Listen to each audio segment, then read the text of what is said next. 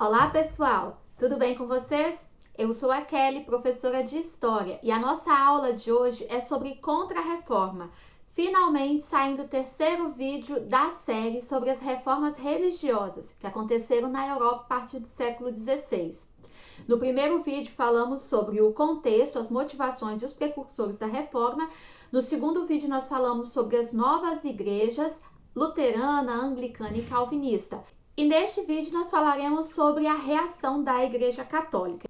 Então, se você ainda não assistiu os dois primeiros vídeos, procura aqui embaixo na descrição e assiste todos logo na sequência, que você vai conseguir assimilar melhor os conceitos. Já aproveita e se inscreve no canal se ainda não é inscrito e assina as notificações. Clica em todas para ficar por dentro de todos os vídeos, de todas as novidades que eu posto aqui no canal. No final do vídeo, onde eu falei sobre as novas igrejas, eu deixei um mapa mostrando o avanço do protestantismo na Europa. E deixei uma questão: será que a Igreja Católica vai deixar baixo? Vai deixar assim? Vai perder fiéis? Vai perder suas terras, suas doações? Ou ela vai reagir? Para conter o avanço do protestantismo na Europa, a Igreja Católica vai reagir sim, fazendo uma reforma interna que nós chamamos de reforma católica ou contra-reforma. Essa reforma foi impulsionada por três pilares: o Concílio de Trento, os jesuítas e a Inquisição. Em 1545, o Papa Paulo III convocou o Concílio de Trento, uma reunião ali com a cúpula da Igreja Católica, com o alto clero, na cidade de Trento, onde eles debateram vários assuntos, analisando o que estava errado, o que eles tinham que mudar, o que eles iam reafirmar na doutrina católica, porque eles perceberam que se as críticas, o protestantismo surgiu dentro da Igreja Católica, alguma coisa não estava legal. Os trabalhos do Concílio de Trento vão se estender até 1563. Então vão ter ali momentos em que eles vão ter que parar por questões de conflitos, por questões de uma peste que vai acontecer na Itália.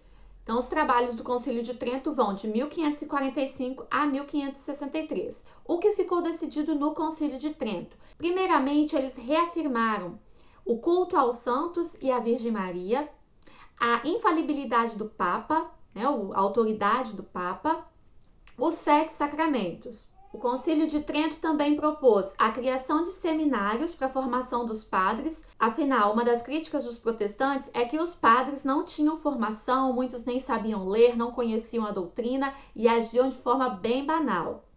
Também criaram o catecismo, observando como os protestantes davam valor ao estudo das doutrinas e da Bíblia. A Igreja Católica fez no catecismo um resumo de todas as doutrinas católicas, e esse catecismo seria agora ensinado para os fiéis católicos, principalmente para os jovens, para as crianças e adolescentes.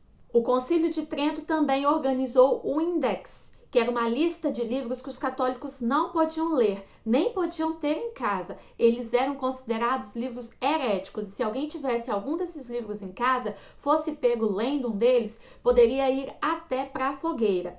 Outra coisa que o Concílio de Trento fez foi reativar o Tribunal da Inquisição, que tinha sido criado no século XIII, tinha parado ou diminuído seus trabalhos e agora eles retornam com tudo. A função do Tribunal da Inquisição era vigiar, julgar e combater casos de heresias. Mas o que é heresia?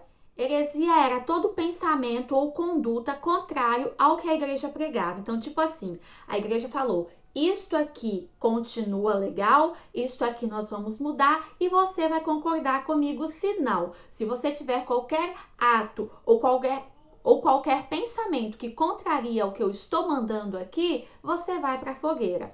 Pronto, calava a boca de quem queria questionar, não é mesmo? A Inquisição ela era intolerante. Às vezes, uma simples suspeita podia levar uma pessoa ao tribunal. Ali no julgamento, conforme as respostas que aquele suspeito dava, ele podia ser condenado. Ele podia perder os bens, ele podia sofrer condenação de prisão perpétua, exílio ou até mesmo condenação à morte na fogueira. Tinham outras formas de punição, mas a morte na fogueira com certeza foi a que ficou mais marcada, é o mais emblemático do Tribunal de Santo Ofício.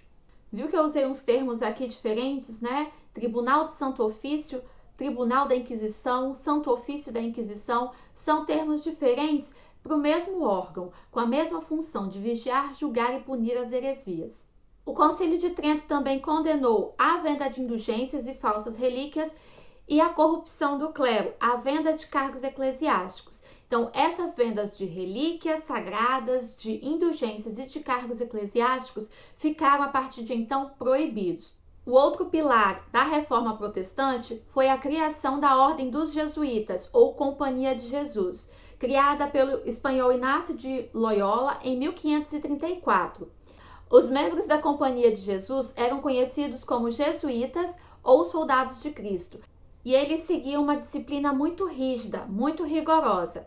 Eles se dedicaram a expandir o catolicismo em regiões ainda não ocupadas por outras igrejas, como, por exemplo, a América. Estamos falando de um período onde se inicia a colonização da América, o descobrimento da América. O que a igreja pensou? Olha lá, um monte de gente que não pertence a igreja nenhuma. A Igreja Católica chega na frente, evangeliza, catequiza essas pessoas e aí o número de fiéis da igreja volta a crescer. Então aqui no Brasil mesmo nós tivemos uma atuação muito grande dos jesuítas, eles fizeram parte da nossa história com grande importância. Muitas escolas foram criadas por eles, eles formavam aldeamentos onde os indígenas eram catequizados, onde os indígenas aprendiam os modos de vida e de trabalho português. E de certa forma, os jesuítas também defendiam esses indígenas. Apesar de fazer um aculturamento, eles também defendiam, claro que com um certo interesse por trás. Mas grande influência tinham os jesuítas com os índios. Nesses colégios jesuítas, além do catecismo, era ensinado também as disciplinas básicas, gramática, álgebra. Em muitos lugares do Brasil, por exemplo, levou muito tempo para existirem escolas do governo. Os únicos professores que tinham nessas regiões eram os padres jesuítas, que ensinavam tanto os indígenas como também os colonos, os filhos dos colonos. Eles estudavam nessas escolas.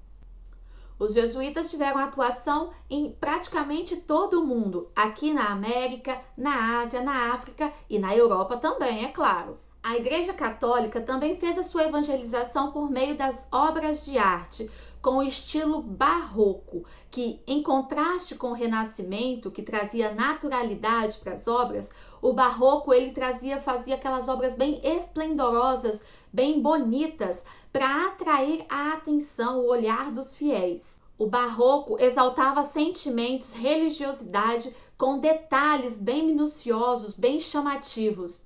E ele é considerado também uma arma, uma ferramenta da Contra-Reforma, porque foi usado ali pela Igreja Católica para chamar essa atenção dos fiéis. Então, pessoal, muito obrigada por terem ficado comigo aqui até o final. Se você gostou do vídeo, não se esqueça de deixar o seu like. Tchau e até a próxima!